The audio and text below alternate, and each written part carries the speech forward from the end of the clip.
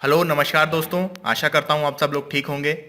दोस्तों, अगर आप जियोपॉलिटिक्स को फॉलो करते हो, उस पे इंटरेस्ट रखते हो, तो आपको पिछले कुछ दिनों से हॉर्न ऑफ अफ्रीका में जो हलचल चल रही है उसके बारे में सुनने में आ रहा होगा। विशेषकर इथोपिया में जो गृह युद्ध जैसे सिविल वॉर जैसे हालात बने हुए हैं, उसकी भी आपने वेरियस आर्टिकल्स में खबर पढ़ी होगी, न्यूज़ में देखा होगा। तो आज के इस वीडियो में हम चर्चा करेंगे कि हॉर्न ऑफ अफ्रीका है क्या, कहाँ इसकी स्थिति है, कौन से देश इसमें आते हैं, और साथ ही इथोपिया में ये संकट जो चल रहा है इस पर चर्चा करेंगे। इससे पहले यदि आपने अभी तक हमारा चैनल सब्सक्राइब नहीं किया है तो अवश्य ही सब्सक्राइब करें ताकि आपको समय समय पर वीडियो प्राप्त हो सके। तो आइए आगे बढ़ते हैं। तो सबसे पहले देखते हैं कि हॉर्न ऑफ अफ्रीका है क्या। तो देखते हैं यहाँ पर। देखिए, आप यहाँ वर्ल्ड मैप देख रहे हैं। ये एशिया है, ये हमारा भारत, ये अफ्रीका कॉन्टिनेंट है। अब देखिए यहाँ पर अफ्रीका में, ये देखिए पूर्व की तरफ में एक ये सींग जैसा भाग कटा हुआ आपको नजर आ रहा है। ये राइनो के जो सींग होता है वैसा भाग बाहर की ओर निकला दिख रहा है आपको, ये अरेबियन पेनिनसुला के पास में। इसे ही हॉर्न ऑफ अफ्रीका कहा जाता है। दूसरे मैप में देखते हैं, आपको अच्छे समझ में आएगा। ये देखिए, ये अफ्रीका कॉन्टिनेंट आपको दिख रहा है यहाँ पर, और ये जो ग्रीन कलर से मार्क किया हुआ है जो राइनो के सींग जैसा बाहर निकला हुआ भाग है, ये इसे हॉर्न ऑफ अफ्रीका कहते हैं, या फिर इसे सोमाली प्रायद्वीप भी कहते हैं। जो हमारी प्रायद्वीप की एक श्रृंखला हमने पढ़ी है पिछले कुछ वीडियोस में, तो यह भी उसका एक भाग है, सोमाली प्रायद्वीप भी कहते हैं। अब यहाँ पर देखते हैं हॉर्न ऑफ अफ्रीका के उत्तर में ये जो जल राशि है, ये लाल सागर है।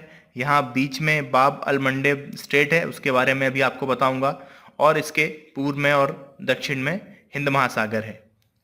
तो आइए इसको कलर्ड मैप में देखते हैं। देखिए, यहाँ आपको ठीक से समझ में आएगा।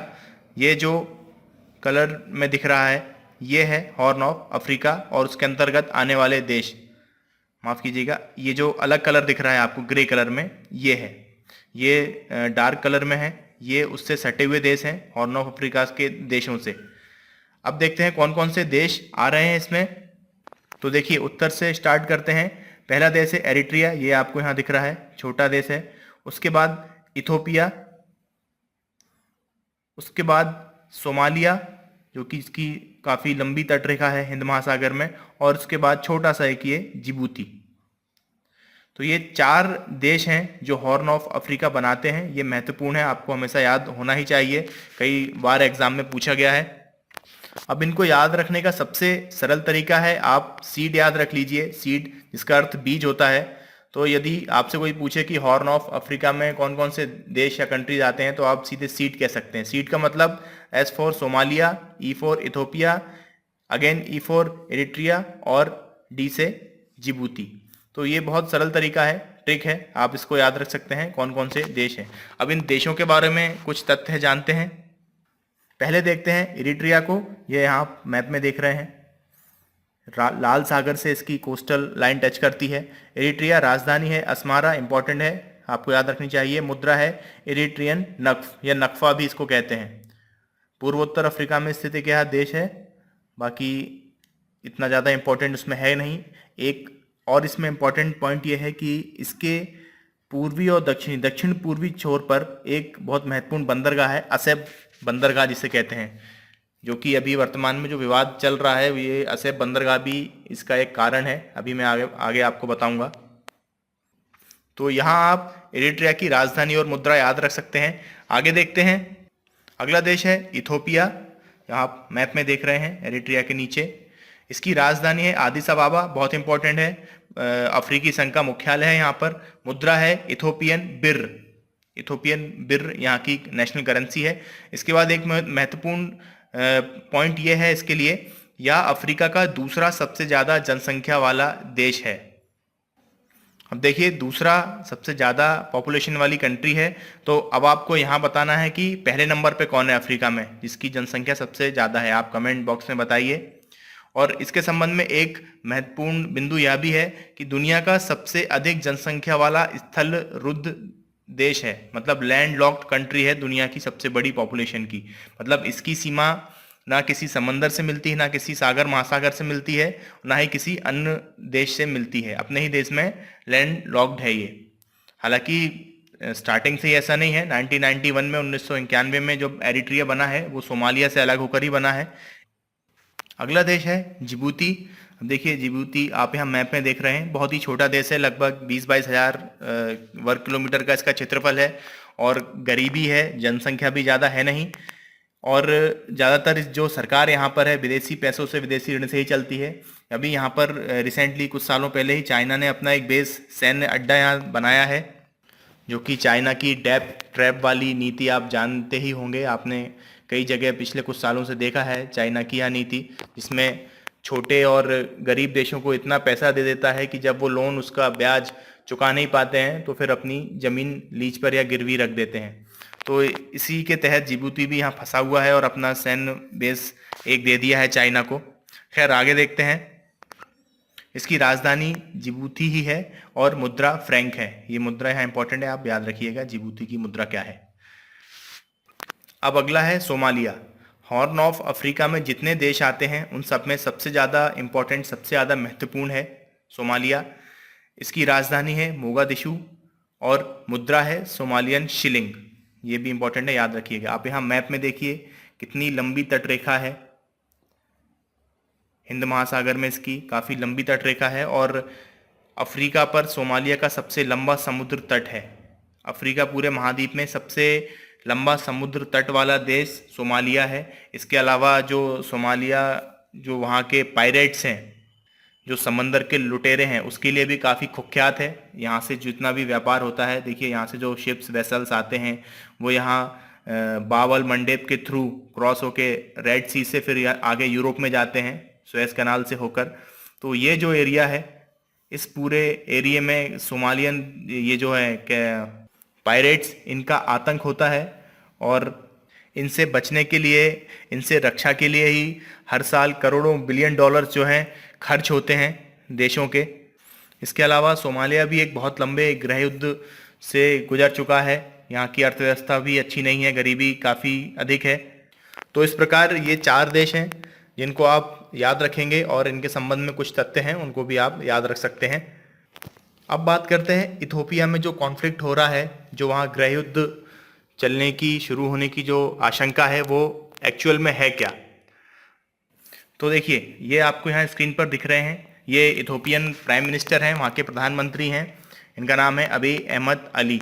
तो इनका कॉन्फ्लिक्ट चल रहा है इन्हीं के देश के एक रीजन से, एक क्षेत्र है, एक प्रांत है टिग्रे प्रांत। तो वहाँ की लीडरशिप से इनका कॉन्फ्लिक्ट चल रहा है। इसको मैं समझाता हूँ, इसके लिए हम अभी थोड़ा बैक चलते हैं हिस्ट्री में। तो देखिए अभी जो वर्तमान में वहाँ हालात हैं उसको समझने के लिए आपको यहाँ 3 बिंदु आप पहले समझिए। सबसे पहले देखिए कि Ethiopian people's revolutionary democratic front, मतलब EPRDF, ये क्या चीज़ है। तो देखिए 1974 के आसपास की बात है, जब इथोपिया में जो राजतंत्र था, राजशाही जब खत्म हुई और उसके बाद एक कम्युनिस्ट, वहाँ पर एक गृह युद्ध चला काफ़ी सालों तक, उसके बाद में एक पार्टी का गठन हुआ। तो ये EPRDF वहाँ पर एक पार्टी बनी जो कि एक कंबाइंड पार्टी थी, छोटे छोटे बहुत सारे संगठन थे उसमें, और इन संगठनों में एक प्रमुख संगठन था टिग्राय या टिग्रे पीपल्स लिबरेशन फ्रंट। मतलब ये जो EPRDF बना था इसमें TPLF का भी एक मुख्य भूमिका थी और TPLF के ही एक लीडर थे जिनका नाम था मेलेस जेनवाई, वो इस EPRDF के मुख्य थे। तो आप देखिए कि TPLF का ही एक नेता, एक लीडर जो उनकी नेशनल लेवल पर पार्टी बनी है EPDRF, उसका मेन है, उसका हेड है। मतलब यहाँ TPLF की ग्रेविटी ऑब्वियस है, बहुत अधिक है। तो यहाँ पर यह भी जानना देखिए जरूरी है कि जो टिग्रे लोग होते हैं, जो टिग्राय रीजन है, वहाँ टिग्रे लोग रहते हैं जिनकी टोटल पॉपुलेशन 6% है इथोपिया की कुल आबादी में। और ये जो वहाँ के प्रधानमंत्री हैं अबी अहमद अली, ये आते हैं ओरोमोन जाति से। ओरोमोन भी वहाँ की एक जाति है और वो है लगभग 30%। तो ओरोमोन और टिग्रे जो जनजाति हैं, इन दोनों के बीच में एक तरीके से थोड़ी सी ये कह सकते हैं कि टसल चलती आई है काफ़ी पहले से ही। और जब ये EPRDF बना तो इसका जो हेड बना था मेलेस जेनवाई, वो टिग्रे समुदाय से, टिग्रे जाति से ही आता था। तो अब देखिए जब EPRDF इस वाली पार्टी की जब सरकार बन जाती है और लगभग 27 साल तक इथोपिया में शासन था। इस बीच में कई छोटे मोटे विद्रोह भी होते रहे, गृह युद्ध भी चला। और जो इरिट्रिया था, 1991 में इरिट्रिया अलग हो गया सोमालिया से। सोमालिया लैंडलॉक, सॉरी माफ कीजिए, इथोपिया लैंडलॉक्ड हो गया। उसके बाद 1998 से लेकर 2000 तक एक भीषण जंग भी चली है इथोपिया और इरिट्रिया के बीच में, जिसका एक मुख्य कारण असेब पोर्ट भी था, जो मैंने आपको बताया था। देखिए मैं आपको यहाँ समझाता हूँ। देखिए ये है टिग्रे रीजन, जहाँ ये विद्रोह चल रहा है, जहाँ सिविल वॉर चल रही है। तो ये टिग्रे के ऊपर यहाँ इरिट्रिया है। तो जब ये पूरा इथोपिया एक था, तो ये टिग्रे वाला रीजन भी, टिग्रे का जो रीजन है, ये लगभग इस पूरे क्षेत्र को, इरिट्रिया के क्षेत्र को कवर करता था। और जो कोस्टल लाइन है, यहाँ पर भी टिग्रेस का कंट्रोल था, जहाँ असेब बंदरगाह है, जो कि एक बहुत महत्वपूर्ण उसकी स्ट्रेटेजिकल लोकेशन है इस जगह यहाँ पर। तो एरिट्रिया के अलग होने से ये जो इंपॉर्टेंट लोकेशंस हैं, ये भी छिन गई टिग्रे रीजन से। अब देखिए यहाँ इथोपिया में क्या है कि फेडरल सिस्टम चलता है, संघात्मक सिस्टम। मतलब सरकार एक है, केंद्र सरकार एक है राजधानी में, लेकिन ये जो अलग अलग प्रांत हैं, इन सब में भी अपनी एक अलग सरकार चलती है। इनके पास भी बहुत सारी ऑटोनॉमी होती है, बहुत पावर्स होते हैं, इनकी अपनी एक छोटी मिलिशिया सेना होती है। तो जब टिग्रे के पास से एरिट्रिया जब चला गया, तो वैसे ही देखिए इनमें गुस्सा तो है ही एरिट्रिया के खिलाफ में। और 98-2000 में काफ़ी युद्ध भी चला और काफ़ी लोग उसमें मारे गए। इसके बाद में एंट्री होती है इनकी, प्रधानमंत्री हैं जो अभी अहमद अली। तो इन्होंने क्या है कि एरिट्रिया और इथोपिया में समझौता करवाया, एक शांति, एक पीस वार्ता हुई वहाँ पर, और एक तरीके से डील हो गई और युद्ध समाप्त हुआ। इसके लिए इन्हें 2018 में शांति का नोबेल पुरस्कार भी दिया गया है। उसके बाद ये 2019 में प्रधानमंत्री बने। अब देखिए यहाँ पर क्या होता है कि ये थे ओरोमोन जाति के, जो मैंने बताया आपको। और जो EPRDF जो रूल करती थी, इसमें जो उच्च पद पर जो इसमें प्रभावी लोग होते थे, वो होते थे टिग्रे समुदाय के, और ये हैं ओरोमन के। तो इन्होंने क्या किया कि EPRDF को इन्होंने भंग करके उसकी जगह अपनी एक नई पार्टी बनाई, द प्रॉस्पेरिटी पार्टी। अब इस प्रॉस्पेरिटी पार्टी के हेड ये खुद हैं। तो अब देखिए यहाँ पर एक तरीके से पावर शिफ्ट हो रहा है। जो टिग्रे लोगों के पास में जो पावर था जब EPRDF ने शासन किया 27 साल, वो शिफ्ट हो गया ओरोमोन के पास में। तो एक वजह तो सीधी सीधी यही हो गई है लड़ने की, और दूसरी कि जब EPRDF को तोड़कर जब द प्रॉस्पेरिटी पार्टी बनाई गई है, तो टिग्रे पीपल्स लिबरेशन फ्रंट जो TPLF है, उसको भी इसके अंतर्गत ही आना था, द प्रॉस्पेरिटी पार्टी में ही शामिल होना था। लेकिन इन्होंने मना कर दिया, इन्होंने कहा हम अलग रहेंगे, हम आपके साथ शामिल नहीं होंगे। तो दूसरी वजह ये भी हो गई है झगड़े की, लड़ाई करने की। अब देखिए इस लड़ाई में चिंगारी का, इस बारूद के ढेर में चिंगारी का काम किसने किया? यहाँ पर टिग्रे जो रीजन है, वहाँ पर होने थे चुनाव। इस टिग्रे रीजन में चुनाव होने थे, लेकिन प्रधानमंत्री हैं जो, उन्होंने उसको टाला कि अभी कोविड चल रहा है और अभी चुनाव नहीं होंगे। लेकिन इसके बावजूद भी टिग्रे में जो प्रशासन है, वहाँ के जो लीडर हैं, उन्होंने वहाँ पर चुनाव करा दिया और अपनी सरकार बना ली। तो इसको लेकर जो है केंद्र में बैठी सरकार नाखुश हो गई और उस चुनाव को असंवैधानिक करार दिया गया।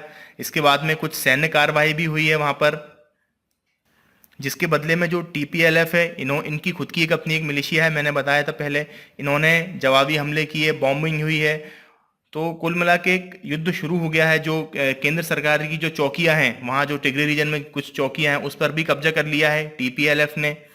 तो एक तरीके से एक ऐसी स्थिति बन गई है यहाँ पर सरकार द्वारा, ये जो अभी अहमद अली हैं, इनके द्वारा अपने लोगों पर ही बॉम्बिंग की जा रही है। तो इससे क्या है, लोगों का रोष, जो वहाँ की जनता है, लोकल है वहाँ के, उनका रोष और बढ़ता जा रहा है अपनी सरकार के प्रति, जिससे कि बहुत उम्मीदें थी कि नोबेल पुरस्कार विजेता हैं तो देश की तरक्की होगी। लेकिन अब तो अपने इतिहास की तरफ ही वापस देश लौट रहा है। और जैसा मैंने अभी आपको बताया था कि एरिट्रिया और टिग्रे रीजन, इनकी तो एक विशेष दुश्मनी पहले से ही है ही। तो टिग्रे रीजन ने ये आरोप लगाते हुए, टिग्रे ने, TPLF ने, कि एरिट्रिया जो है यहाँ की सरकार का साथ दे रहा है, उस पर भी रॉकेट दाग दिए हैं। तो उसकी राजधानी है जो अस्मारा, उसके आसपास भी कुछ रॉकेट गिरे हैं, एयरपोर्ट पर भी रॉकेट से हमला किया गया है। तो स्थिति ये बन गई है कि अब इस पूरे हॉर्न ऑफ अफ्रीका में देखिए, इथोपिया तो है ही, ठीक है, उसके अलावा जो है यहाँ सूडान है, यहाँ से लोग भाग रहे हैं, डिस्प्लेस हो रहे हैं, सूडान जा रहे हैं, कुछ नीचे आ रहे हैं, केन्या तरफ भाग रहे हैं। तो इससे क्या है, पूरे में अस्थिरता का माहौल हो गया है पूरी हॉर्न ऑफ अफ्रीका में। अब देखिए आगे इसमें क्या रिसेंट डेवलपमेंट आती है। तो दोस्तों ये था हॉर्न ऑफ अफ्रीका क्या है, कौन से इसमें देश हैं, और इथोपिया में जो अभी हालात हैं उसको भी मैंने आपको बताया। उम्मीद करता हूँ आपको सारी चीज़ें क्लियर हो गई होंगी। तो आज के लिए ये है एंड इस वीडियो का। आगे मिलेंगे अगले वीडियो में जल्द ही। जय हिंद, धन्यवाद।